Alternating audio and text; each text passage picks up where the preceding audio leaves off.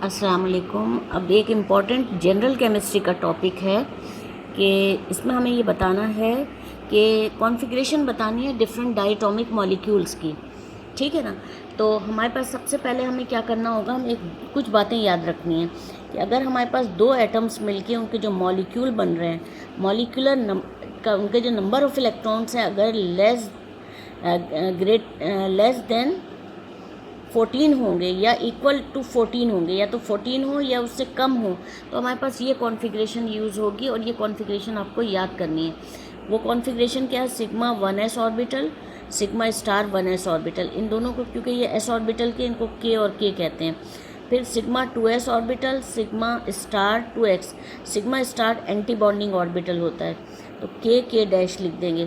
तो हम एक्चुअली ये जो हमारे पास के जो है ना, ये तो इनर मोस्ट शेल है, आउटर मोस्ट शेल जो है वो इधर वाला है। लेकिन बहरहाल हमें ये के तो नहीं लिखना, हमें ये पूरी कॉन्फ़िगरेशन लिखनी है।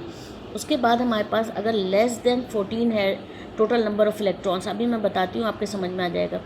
पाई 2px, ये दोनों इक्वेलेंट है, ये दो डीजेनरेट ऑर्बिटल्स हैं, पाई 2py और सिग्मा 2pz। ये पाई के जो p x p y p z है, इनको इस तरह स्प्लिट किया गया है। उसके बाद इसी को हम लेंगे एंटी बॉन्डिंग पाई 2px और इक्वल टू इक्वेलेंट हो गया pi star pi steric anti bonding 2py orbital sigma anti bonding 2pz orbital. ये चीज़ आपको याद रखनी है कि अगर टोटल नंबर ऑफ़ इलेक्ट्रॉन्स या तो 14 हो, इक्वल टू 14 हो या लेस देन 14 हो। अच्छा, अब उसके बाद हमें क्या याद रखना है कि बॉन्ड ऑर्डर जो होता है वो बॉन्ड ऑर्डर स्टेबिलिटी के डायरेक्टली प्रोपोर्शनल है। जितना ज़्यादा बॉन्ड ऑर्डर आएगा, इसका मतलब है मॉलिक्यूल उतना ज़्यादा स्टेबल है। इसी तरह बॉन्ड ऑर्डर इन्वर्सली प्रोपोर्शनल है बॉन्ड लेंथ के।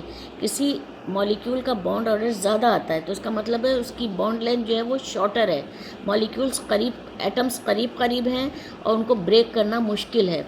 फिर उनके बाद हमें उनकी मैग्नेटिक नेचर देखनी होती है। मैग्नेटिक नेचर, अगर किसी हमारे पास जो मॉलिक्यूलर ऑर्बिटल का जो हम पूरा डायग्राम ड्रॉ करेंगे तो उसमें हम अगर हमारे अनपेयर्ड इलेक्ट्रॉन्स आ रहे हैं, चाहे एक भी आ रहा है, तो इसका मतलब है कि उसकी पैरामैग्नेटिक नेचर है, it attracts towards the magnetic field.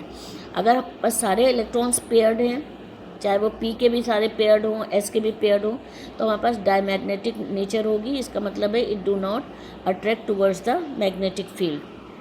अब पहला हमारे पास मॉलिक्यूल है सिंपलेस्ट मॉलिक्यूल हाइड्रोजन। हाइड्रोजन को आपको पता है एक इलेक्ट्रॉन होता है, तो 1s1 उसकी कॉन्फ़िगरेशन है। दो हाइड्रोजन एटम होंगे तो टोटल नंबर ऑफ़ इलेक्ट्रॉन्स कितने हो गए? 2 हो गए।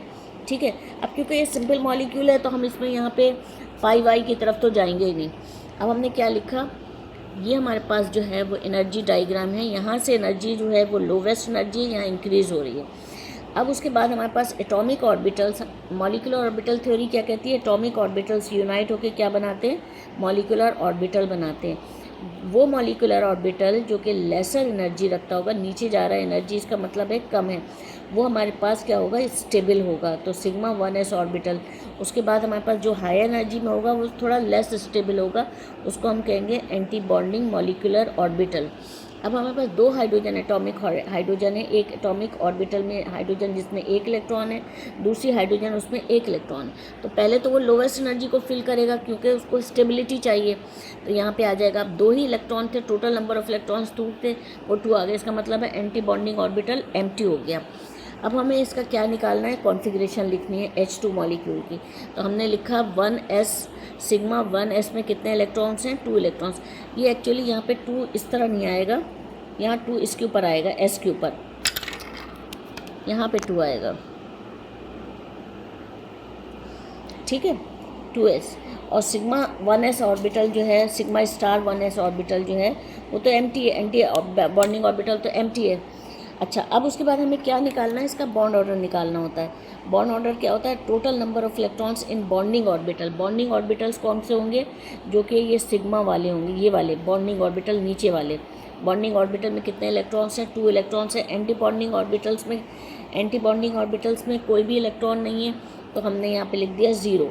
तो 2 में से 0 निकाल, 2 - 0 2 आ गया, तो 1 आ गया।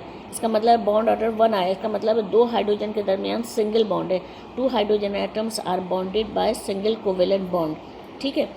अच्छा, अब एक और बात ये है कि यहाँ पे जब हम s ऑर्बिटल में डालते हैं तो हमने डायरेक्ट इसमें क्यों नहीं डाला, इसलिए नहीं डाला कि इसमें यहाँ पे हम 2 प्रिंसिपल्स को फॉलो कर रहे हैं, एक अव्वा प्रिंसिपल है और एक पॉलीज एक्सक्लूजन प्रिंसिपल है।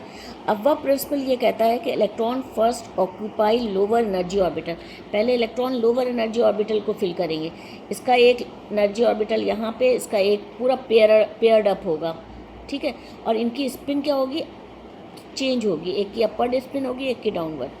और पॉलीज एक्सक्लूजन प्रिंसिपल क्या कहता है, N orbital can accommodate 2 electrons with different spin, 2 से ज़्यादा इलेक्ट्रॉन आ ही नहीं सकते एक ऑर्बिटल में, तो ये 2 आ गया डिफरेंट स्पिन के साथ, ठीक है। ये हमारे पास हो गया हाइड्रोजन का। अब हम आएंगे नेक्स्ट हीलियम के ऊपर। Thank you.